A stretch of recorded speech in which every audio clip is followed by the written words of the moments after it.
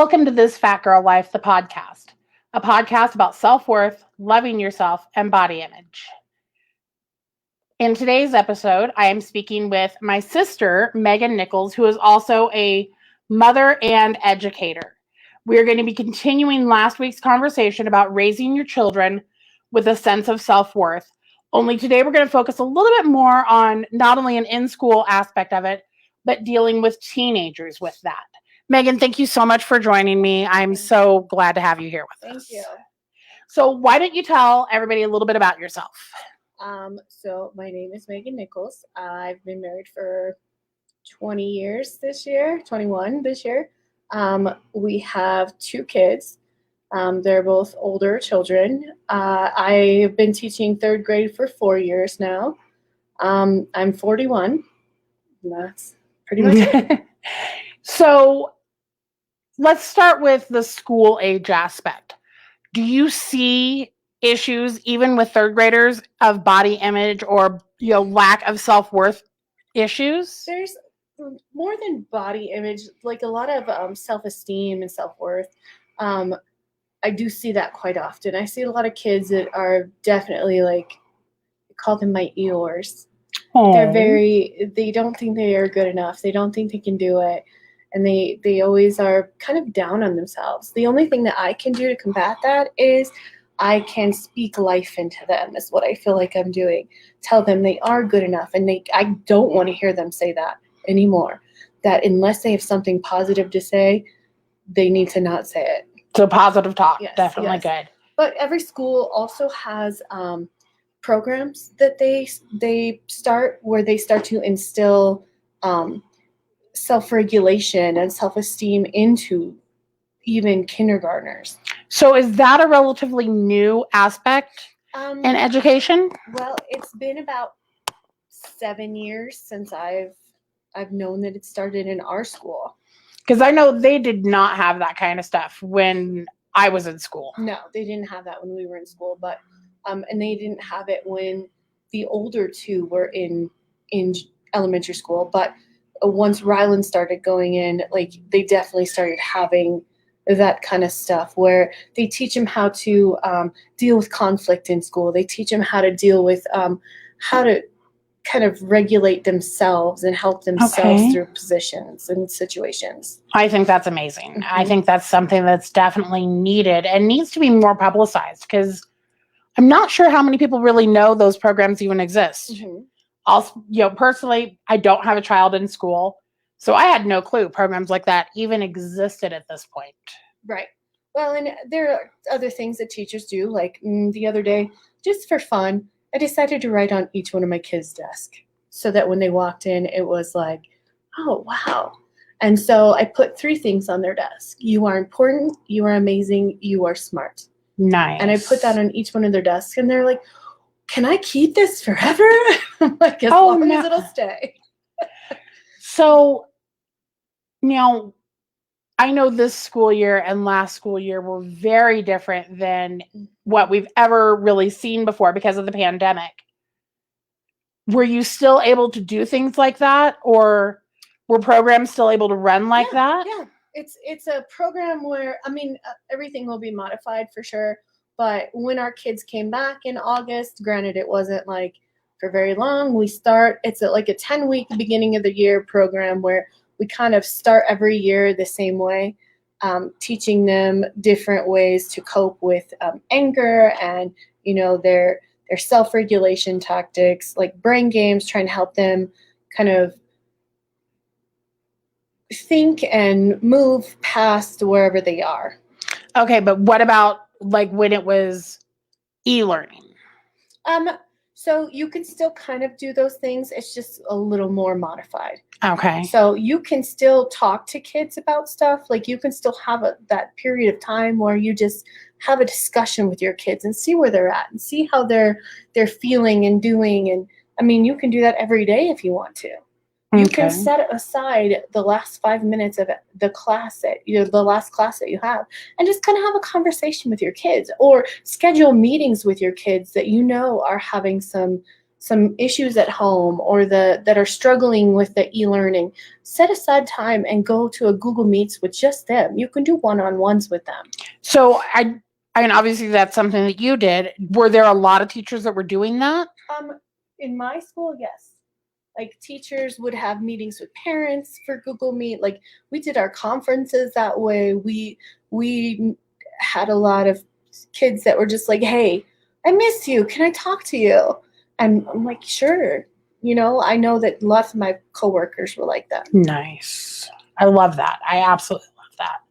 Now, as far as more on a teenage level, is this something that you have seen in your own children as far as, kind of struggling with that self-worth aspect, especially in school? So, yes.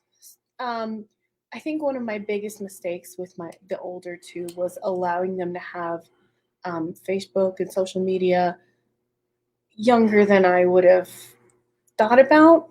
I will not allow my now my one teenager in school to have any of that social media. I think it does not help them to see reality because there's so many filters and so many things that people can do to make themselves look better that's not reality. And though I don't see my youngest going through that because she's not allowed to be on that stuff. She's okay with the fact that she is who she is. And I like that. But I did see during quarantine, Hunter, or my oldest daughter, she struggled a little bit because what can you do?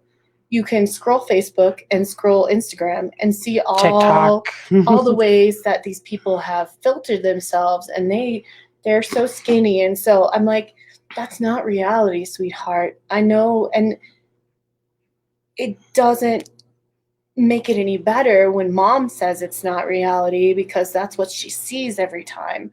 But we have to have those conversations of that's not that person. Right. Like if you see pictures of who that person looks like in real life, look at them getting out of bed in the morning. Yeah, it's not the same. And it was difficult to watch her go through that, where she thought that she wasn't good enough because the people on there aren't real. So, question, because you do have a young teenager. Mm-hmm. I remember how I was as a young teenager. How do you stop her from getting on Facebook and all that at school when she's away from you and away from that parental control? She's a different kind of kid. This one's different. I agree, but that's still. So how would I stop her? I wouldn't. So there's no way I can. I mean, if I'm not with her, I would hope that I've instilled enough integrity in her that she wouldn't do that. Her biggest downfall right now is YouTube. She loves YouTube, but she's a big anime kid, so she watches that stuff on YouTube. She doesn't have an interest in social media. She doesn't have that kind of interest, and I haven't fostered that in her either. Okay. Like, I don't think that it's healthy for teenagers to be looking at that. I honestly don't think it's healthy for 25-year-olds to be looking at that. It's not real. It's all perception. Well, I think at any age it can become very unhealthy. Mm-hmm. I mean, I personally look at like what's on my social, my Facebook feed. And really the only things that I have on my Facebook feed are other people's businesses, stuff to enhance my business.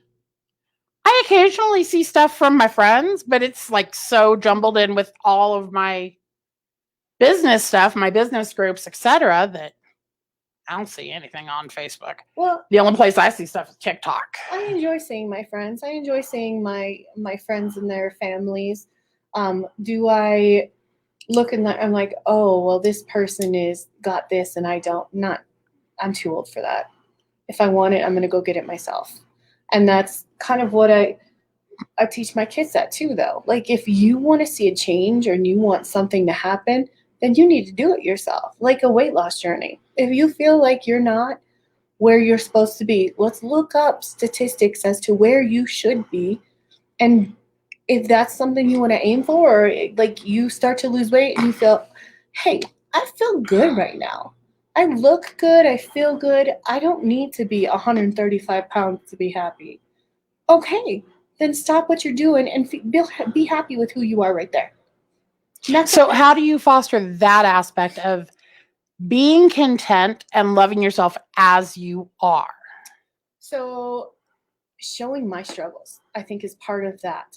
Showing where I'm at and who I am to my kids, and not only just the fights that I have with my husband. Like, we do argue, showing them the correct way to fight. I was gonna say, I don't know any married couple that doesn't fight. But it's about showing them the correct way to fight.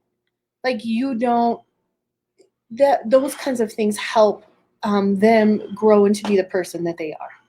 And showing them my struggles. I've been on a weight loss journey, and I took my oldest daughter with me. So we decided to lose weight together. Well, when you start to feel good, you start to you feel good about yourself. And that not that I didn't feel good about myself when I was 40 pounds heavier. I had a great personality. I had a great attitude about who I was. I just felt like my body was telling me, hey, your knees are hurting. You need to get something done, right?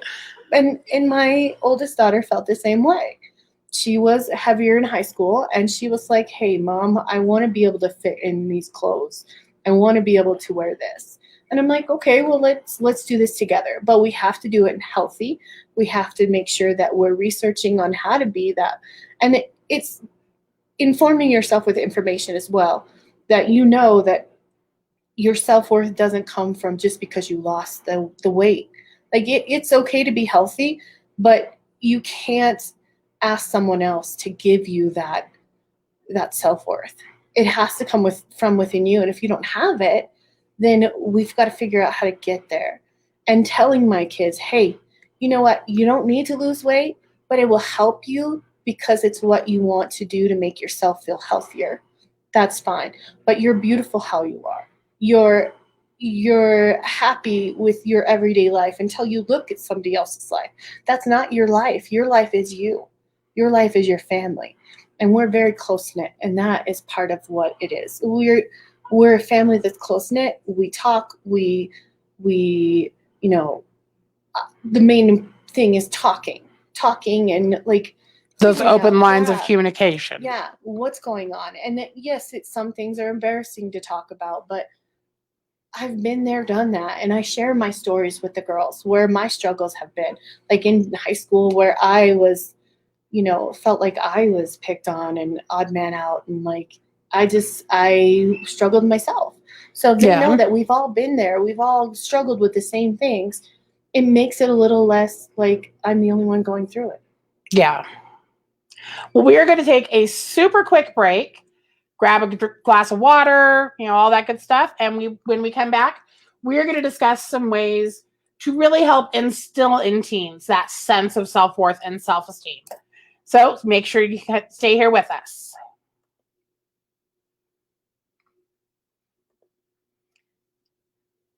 Are you a man or woman who has struggled with addiction and how it affects your body image?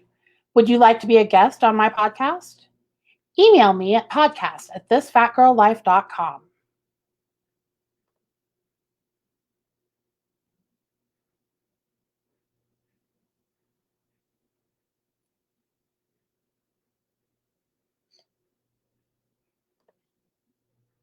Welcome back. Again, I do have my sister Megan here with me, and we are discussing how to raise your teenagers with a sense of self-worth.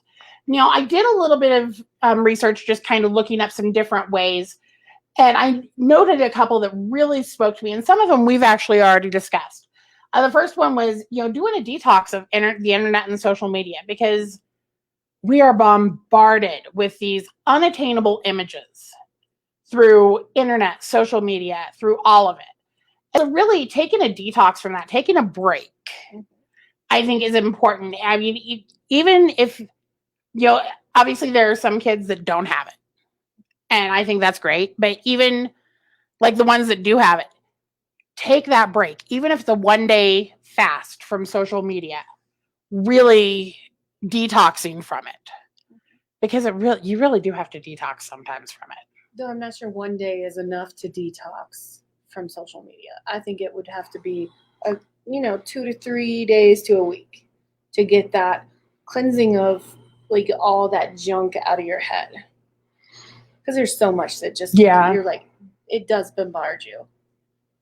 And I'll be honest, there are times I'm like, I'm not sure I could take that full 3 days. Right. Because, I want to scroll through the TikTok. I want to, right. I freely admit my TikTok is kind of stupid. I have a lot of stupid stuff on there. But, it's, again, trying to detach myself from, I don't want to see stuff that I can't attain. Mm-hmm. So I watch a bunch of like recipe stuff and stuff like that. And yeah, that's my TikTok. And I personally don't have TikTok. I love TikTok, honestly. I didn't think I would, but I was part of the quarantine group that joined TikTok. I admit it. The other one that we kind of discussed a little bit ago was the positive talk, positive reinforcement. Mm-hmm. And I know you said that you're really big on that, especially with your students. Do you do it at home as well? Yes. We do have a tendency to we're a family that jokes together. And so my one daughter is 4'11" maybe. And so we do oh, are you sure you can reach that? But then we're like, you know what? Small but mighty. We do those kinds of things. We don't, and we make sure that we know that she knows that we're not doing it to hurt her feelings. Yeah, it's not malicious. Yes. And if it ever does hurt her feelings, then she can tell us, hey, I don't like that. And then we say, okay, we'll try to do better. It's just those open lines of communication. Well, and we also had the grandmother that was 4'11". Right. So just, remind her how much she's like Gran. Well, and and I'm kind of short too. Yeah. Well, yeah. And her dad's side of the family is not like the giant version either. So oh no, she's got an uncle that's like up there, and her grandma was up there. We have several short members of her family and several very tall members of the family. So she just fell on one side and not the other. The short spectrum, like me. Yeah. I own that I'm on the short spectrum. She might be a little shorter, but she's got a personality to make up for it. Yes, she does. Yeah. Oh my word. Yeah. So the other thing that I saw, and we actually were kind of just inadvertently doing it, was not to compare to other people, and especially comparing yourself. And I think we're all guilty of that. Mm-hmm. I see people all the time. I mean, even I'm going to use one of my heroes, Chrissy Metz. Oh my gosh. I see some of the stuff that she does. I'm like, I wish I could do that. I wish I were that brave. I wish I were that outgoing, whatever. How do you combat that as a mom? That one's a hard question because I can't really get in their head and say, hey, you can't do that to yourself, because whether they're going to do it or not is really what they're doing. I can't stop them from doing it. However, I can promote, hey, you want to try it? Try it. What's the worst case scenario? It doesn't work for you? Okay, we fix it. You want to dye your hair blue? Dye your hair blue. Love that. But if it doesn't work, we can always dye your hair back. You want to try a makeup style? Try a makeup style. You want to try new clothes? Try new clothes. If you see somebody that's got that and you want to try it, try it. So what if it doesn't work? It doesn't work. You go back to what you were doing before. Learn from it. Exactly. Love that. If you see someone that has something that you want, work for it. Go get a job. Go buy what you want to do. Save up your money. That's the kind of stuff that I think is important for them to understand too, that, it's not going to just be handed to them. Right. And that also helps with their self-worth. I think their work ethic helps with self-worth as well. If you work hard for something you want, then you're going to appreciate it more. And kind of that gives you that sense of, hey, self-accomplishment. I did this. And that actually leads right into the next one that I have here, is focusing on effort and accomplishments, not perfection. Mm-hmm. Completely agree. I'm not perfect. and nobody is. I know I haven't arrived. And if you're trying to be perfect, you're going to be very miserable. It's unattainable. Exactly. I don't know anybody who has arrived. And if they say they have, they're lying. Right. And that's just the only way I can put it and be very blunt about it is none of us have arrived. Right, but even with their grades, like kids, they're not doing well this year. And even my daughter's not. Like, she's been to me, Mom, I have a D. And I'm like, have you tried everything you can try to fix it? Yes. Then okay. This year, I'm okay with that. This year has just been very different than Mhm. any other year. And I think I'm seeing more and more issues coming forward that may have even always been there. But in a pandemic situation, we're seeing them so much more relevantly. Yep. And so much more like in our faces. Yep. You know, I think that's what kind of spurred me into doing this. Just because I think it's stuff that needs to be talked about. Yeah, I definitely think, especially with kids, I mean, it's hard to find your self-worth as a teenager when you see all these different people doing different things and they seem to be thriving and you are still trying to figure out who you are. Yeah, find your footing. Yeah, and the thing is that you're not seeing the struggles they're going through. You're seeing the successes they have. The finished product. Exactly. And so that's why it's important for parents to show their struggles, because I am not perfect and I do struggle. I struggle with things every day. And I want my kids to see, hey, look, Mom's struggling, but look at how she's trying to figure those out. Look at what she still thinks about herself, even though she's having a hard time with this. Like if I struggle at work, my kids have seen me cry. Well, I will say that's one thing that I'm kind of grateful that we didn't have social media. Mm-hmm. There is no record of some of our mishaps. Yes. Well, granted, there's pictures, there's VHS if you still have a VHS player. There's lots of records. People's memories are a good record. Yeah. Just saying. There's some stuff though that I'm just glad it wasn't documented on a timeline like these kids do. I mean, like these kids, if you go out and make a mistake, it's put on YouTube. It's everywhere. You know? It's everywhere and you can't escape it. And I think that that is probably most damaging to self-worth than anything is I feel like in this era of internet and social media, you can't escape that. So now that we're on that topic, how do you help them escape it? How do you provide that safe haven for them? I'm not sure. Like with my youngest, it's the lack of social media. If she doesn't know about it, it's not going to hurt her, right? But it still comes back. When she gets on social media, there are still kids. Kids are vicious. They are. Kids are vicious.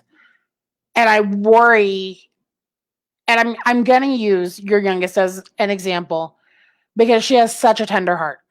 Such a tender heart. And I do worry that people are going to throw things at her and how she's going to handle those. Oh, she might have a tender heart, but she's got a sassy tongue. Yeah, that tongue. Yeah. So could be problematic. And that's unfortunately something she learned from me as well. I know I have a sassy tongue. I know that I am not, when I was her age, I was more Hunter. And I was more soft-hearted and more, inside myself. I was more inside my head. I was more, I'm not good enough. I don't know, But I also remember you when you got pushed to a certain limit. I did. And when I got pushed to a certain limit, I would explode. And I've always had that. And now I'm a little more, I show you everything right away. My face says a lot if you're looking at it correctly. So yeah, my husband and I joke about the fact that I show people my crazy. I own my crazy. I show people my crazy. But my kids have seen that. They see the way I am now, and they take that on for themselves sometimes, which is good in a way because it allows them to show people their limits. And if you're going to pass that limit, then that's your actions have consequences. Your choices. Yeah. And do I advocate my children to be that way? No. But everybody has a limit. And if you're going to consistently push and push and push, then that would be your choice. And it's unfortunate that you would make that choice and you would do that, but I'm not also going to teach my kids to be punching bags either. Right. No, and I totally agree. Yeah. But that also totally has to do with agree. their self-worth. I mean, you have got to know that you cannot take everything somebody puts on you. No, there's setting boundaries. And I teach my kids Christian values, and I do, but I also think that it's important that they understand that, you know, yes, Jesus says turn the other cheek. But unfortunately, we live in the world today, and yes, I would prefer them not to be in some sort of altercation. But knowing who their father is, I doubt that's the way it's going to be. I remember when we were growing up, Mom always had the rule, do not throw the first punch. I remember hearing many a time, if somebody else hits you, by God, finish the fight. Yes. I remember that rule growing up. And there's a couple times that I did when I was younger. I don't want my kids to be that way, and I don't think they are going to be that way, but I also think that Rylan can verbally handle something more than I would have when I was her age. Yeah. She's got a vocabulary, I don't know where that came from. So I'm thinking she will be just fine. Plus, she is very good at finding the people she can deal with. Yeah. She does, she does assimilate to her group very well. I think that has a lot to do with how she was brought up. With Mom, helping her when she was little and having all that. And the time that they spent together, like the reinforcement on personalities and that kind of stuff, like that's important. Just being able to spend that time with your child and building those interpersonal relationships, that gives them self-esteem. That gives them, the things they need when they're younger. And as they get older and they start to venture into that social media aspect, unfortunately, part of that is control. You need to control what your child has access to. And I control my children's phone because we're hooked together. Yeah. So she can only download what I download for her. So if she wanted a Facebook, she couldn't get it. If she wanted Snapchat, TikTok, she can't get it because I won't download it. I don't have it myself. I'm not going to download it for her. Okay. That's how I keep her from having those things attack her constantly and tear her apart, because I'm not going to allow it. Okay. The only other thing that I had on here is living in the present, not focusing on those past mistakes. And I freely admit, even as an adult, I struggle with that. And part of that has to do with the past that I have, with my issues with addiction, with my issues even growing up as a child, through sexual assault, through all of that. I struggle with that as an adult. How do you, as a mom, encourage your children not to focus on those past mistakes, on those past issues? So part of that is how you handle it when they're young. When they're like, well, I'm so sorry, I didn't mean to. You're like, well, did you take care of business? Did you apologize for what you've done? Did you, make reparations for it? And if they can answer yes, then hey, guess what? We're done. We move on. You're forgiven, forgotten, go. And then the more you do that, the more they understand. Hey, as long as you try everything you can, you apologize, like kids coloring on the wall, clean it. If you did it, you clean it and you move on. That's the simplest form that I could think of. Okay. And it's the same as they grow older. Yeah, we all make mistakes. right? But how do you handle those mistakes? And if you don't handle those mistakes, then that's why you can't move on from them most of the time, because they're still sitting in your head. They're still things that are eating away at you because you don't own up to it. That's why it's best to be as honest as possible. If you make a mistake, own up to that mistake so you can move on from that mistake. Well, I think honestly though, even more than owning up to a mistake or, owning something that's happened, and there are times when you do have to ask for help. Mm-hmm. I'm going to use myself as that example with addiction. There is no way I could have stopped on my own. I tried. Mm-hmm. It took getting that help, going through rehab to be able to start seeing things differently. Mm-hmm. So I think, there is that point where you do have to ask for help, even if it's outside of that general family unit, finding whatever resources are necessary, because there are a million of them out there, for whatever issue. But it also has to do with forgiving yourself too, though. Like, what's the point in you not, like, why can't you forgive yourself? What have you done so wrong that you can't forgive yourself for it? That's very valid. And that's actually why I have the Facebook 5-day challenge that I have. If other people can't forgive you, that's okay. But what have you done so wrong that you can't forgive yourself? If God can forgive you, why can't you forgive you? And see, the way I look at it is I forgive so many other people mm-hmm.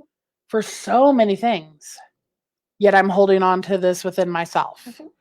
And it took years for me to get to that point. I'm not saying that it happens overnight. Mm-hmm.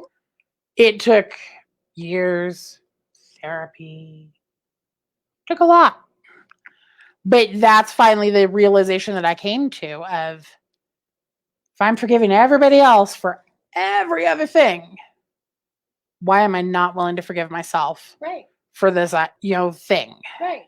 And it starts with little actions, though. Like, if you can forgive yourself for little actions, then you'll be able to forgive yourself for the big ones as well. But here's the other thing, too. Like, I have to teach my kids, hey, did you ask for forgiveness, first of all? Not only to the person, but did you go to God and ask for forgiveness? Because sometimes we hide those things from God. Like, he's not going to know. Right. Right. I don't think there's a way to hide it there. Exactly. And that's part of the teachings that your friend was talking about last week. Those are the things that you instill in your kids. And if you can instill those things and have them have a conscious about what they're doing, then I don't see that there should be a problem later in life that they couldn't forgive themselves for. And that they couldn't make a difference in their own lives on trying to fix. Love it. Well, we are at the end of our show, which means it is time for the final question. All right. What is the one thing that you love about yourself? I think I love my personality. It's not like bubbly and like, oh my gosh, I'm friends with everybody, but it's honest. And I put things out there, and I feel like I am not who I used to be. I don't sink back. I don't let other people kind of tell me who I am. I tell myself who I am now. And I tell others who I am. And you're either going to accept me for who I am or you're not. And I'm okay with that. And if you don't, well, it was nice to meet you. Have a good life. Well, thank you so much for coming on here with me today. I have loved this conversation. I feel like these are things that you and I don't even discuss, really, and we're sisters. We're fam. So you guys join me next week when we are going to have our first male guest.